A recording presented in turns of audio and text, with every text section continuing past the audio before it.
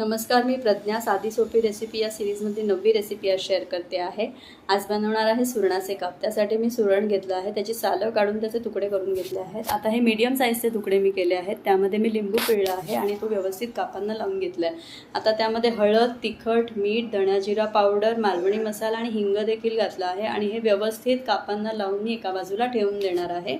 त्यानंतर दुसऱ्या प्लेटमध्ये मी रवा आणि तांदळाचं पीठ घेतलं आहे. त्यामध्ये थोडंसं हळद, तिखट, मीठ घातलं आहे आणि हे मी आता पॅनमध्ये तेल घालून शॅलो फ्राय करून घेणार आहे.